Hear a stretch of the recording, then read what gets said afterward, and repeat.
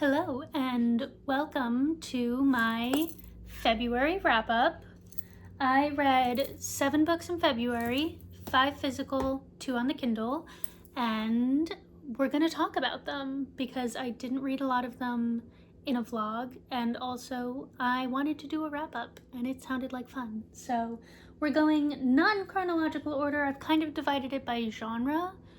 So we've got 2 fantasy, we've got 3 sort of thriller, murder, mystery, 1 that verges on like classic adjacent territory, 1 classic and 1 romance. That is also kind of like a fantasy.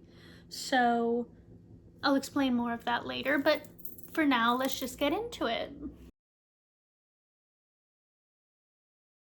First up, I read City of Bones, which this is the 10th anniversary edition, I think, that I have. Yeah, 10th anniversary, which has illustrations and like fancy end paper.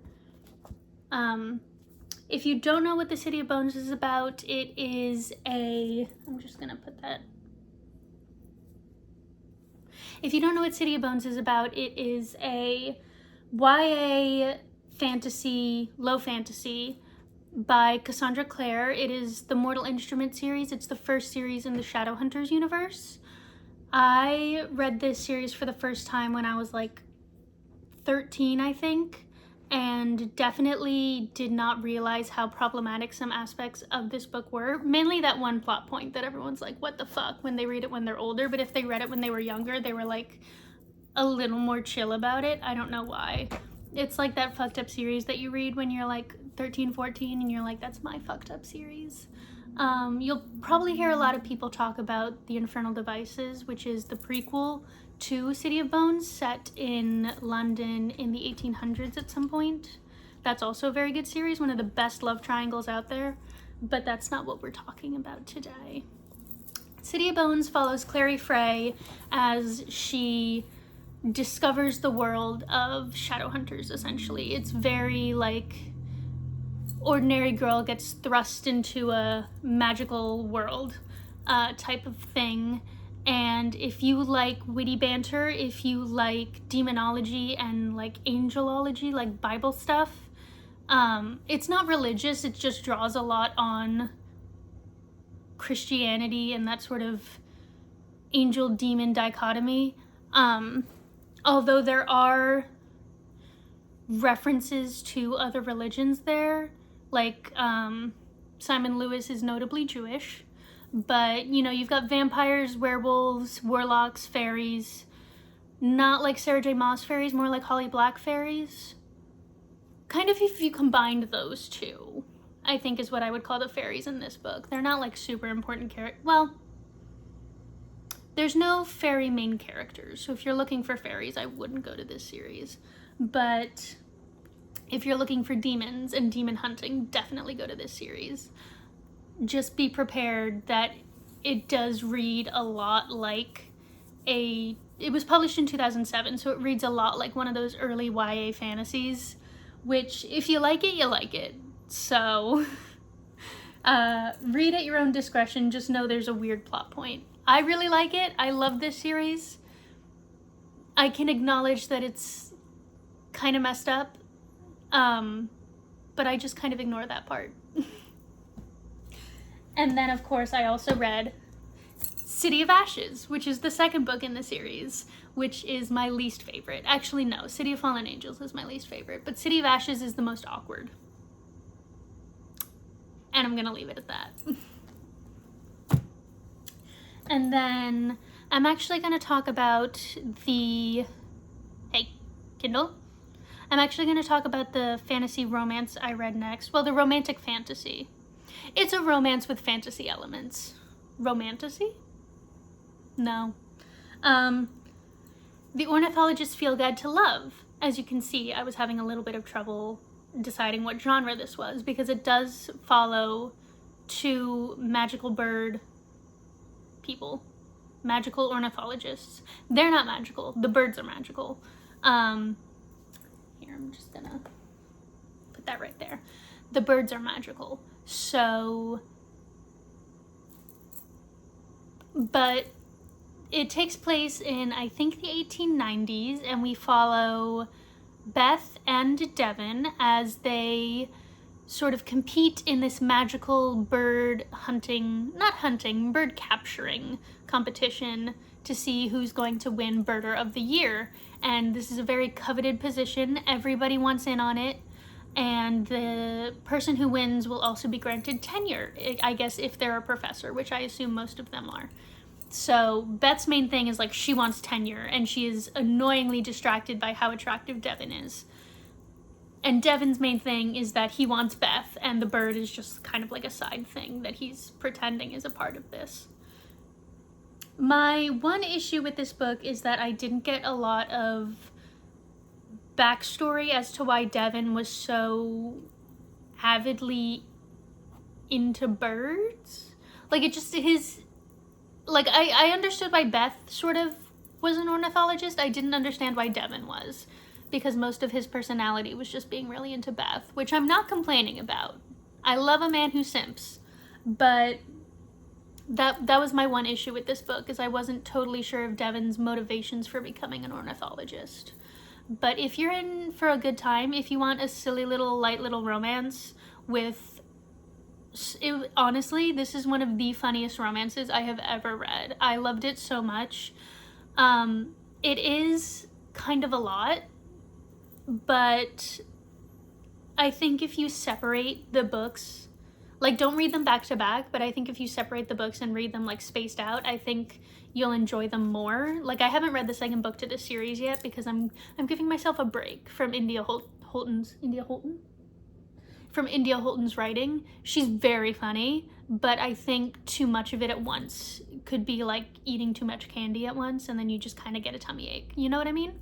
So overall, would recommend The Ornithologist's Field Guide to Romance. Very funny, very good, very intrigued by the magical birds, and also the magical geography that is like happening in the same world, because that's what our second book follows. So it's like a magical world with regular humans. It's very interesting. And it's like Victorian era at the same time, so you get that sort of like prudishness. It's great. It's just a wonderful combination of things that turned into a lovely, lovely book. So would recommend that one. And then next up, I read these next two books for school, but I really enjoyed both of them. Well, let me talk about this one first, because this one had a crazy ending, and I hated it. Actually, I loved it, but then I hated it. So basically, this was written by a man, and you can tell. However, in terms of a thriller, it's really good. So basically what happens in this one, this is translated from Japanese.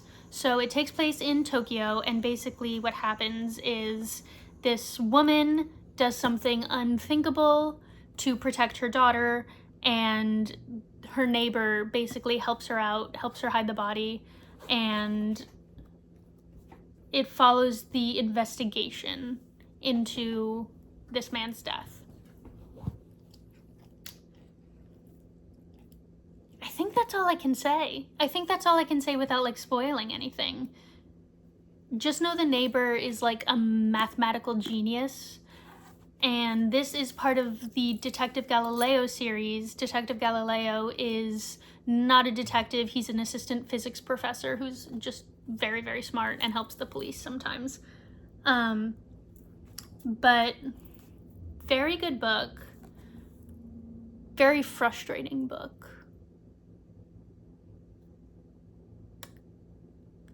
I don't know how to like I can't explain my feelings about this book without being like super spoilery. Read it and find out. That's all I have to say. And then next up is Murder on the Orient Express, which I had never read before, even though it's like Agatha Christie's. Rude.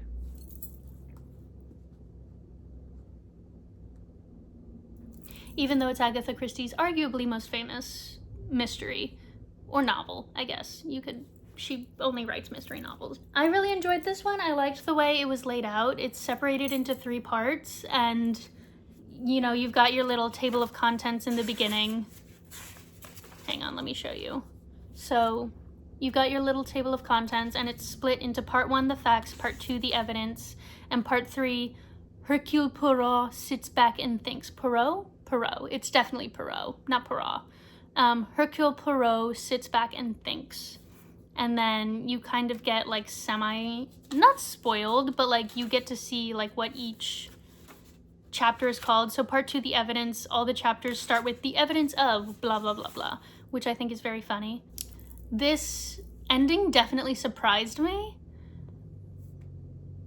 And I love the way Agatha Christie is just so straightforward in her writing, and yet I can never guess what's gonna happen. You know what I mean? Like, it feels like it should be super obvious, and then she goes and she's like, actually, it was blah, blah, blah, blah, blah, you know?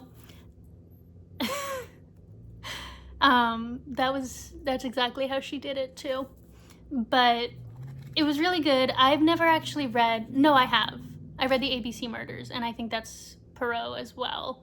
But it's been a minute since I've read, I think these are the only, the ABC Murders and Murder on the Orient Express, I think, are the only 2 Poirot novels I've read by Agatha Christie.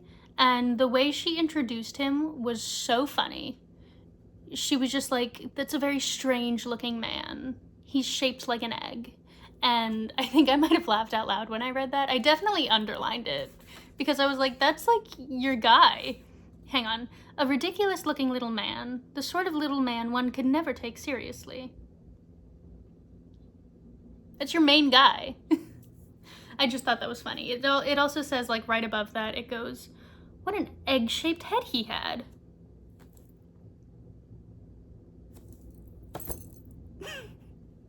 Why is that relevant? I just think it's funny. But this was a really good book. Very interesting ending. Basically, some guy gets murdered on the Orient Express, and the plan goes awry because the train got snowed in.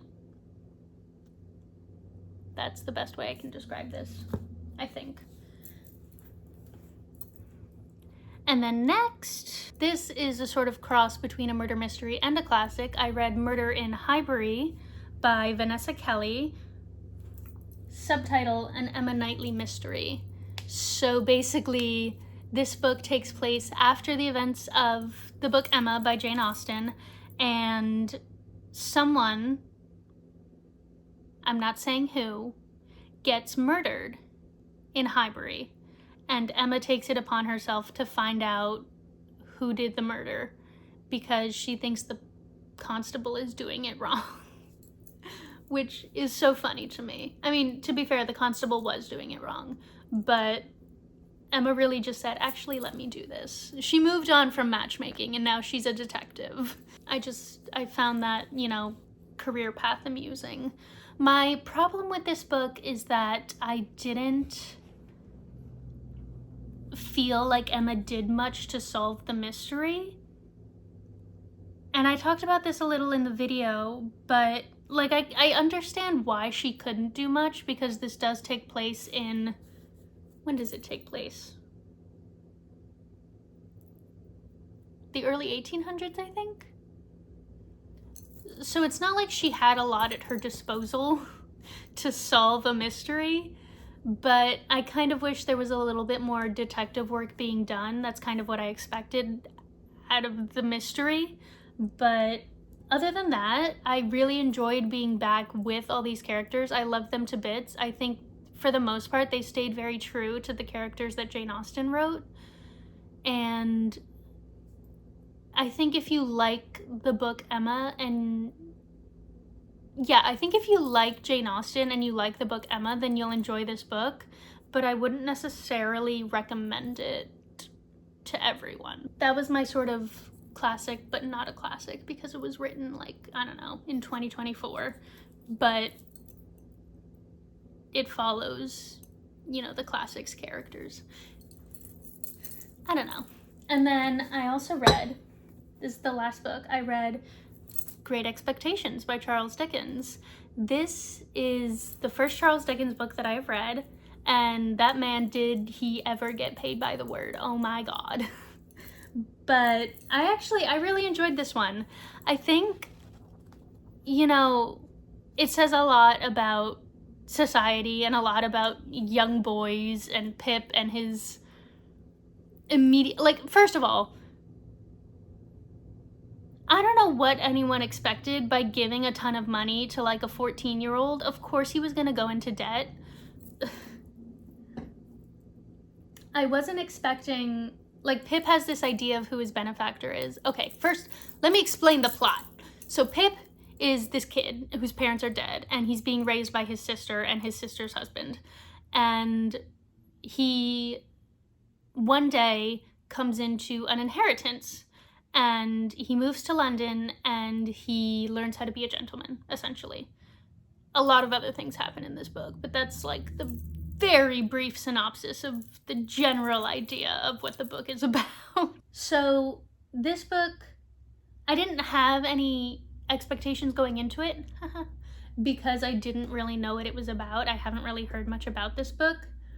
I did greatly enjoy myself. I think I really like the way Charles Dickens, I don't know if I like his writing because, again, I've only read one book, but I did really like the way he wrote this one. I thought it was very funny, and it was a lot easier to read than I was expecting, and there were low-key some plot twists in this,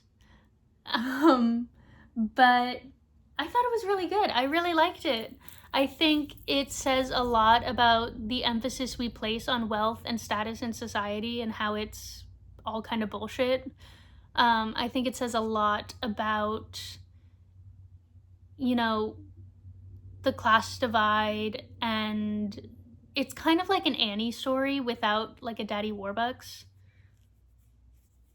I say that I've never actually seen Annie, nor have I been in it, which is shocking, I know, as a theater kid, never having been in Annie, but still. I assume it's like an Annie story without Daddy Warbucks. If Daddy Warbucks like came in later, I don't know.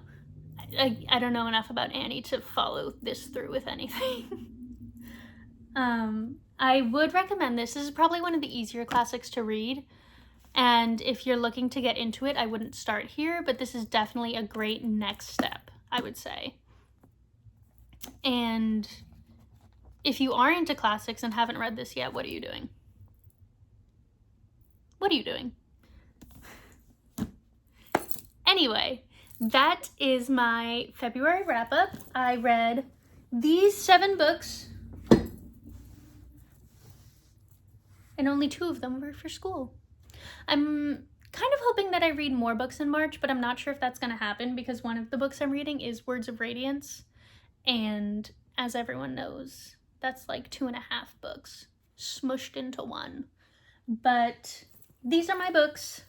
I kind of wish I read more, but alas, February's a short month and I was kind of in a slump, so what can you do? Let me know what books you read in February. Let me know if you have read any of these books, what you thought about them, especially if you've read The Devotion of Suspect X, because that shit was crazy. And I will see you in the next video. Bye.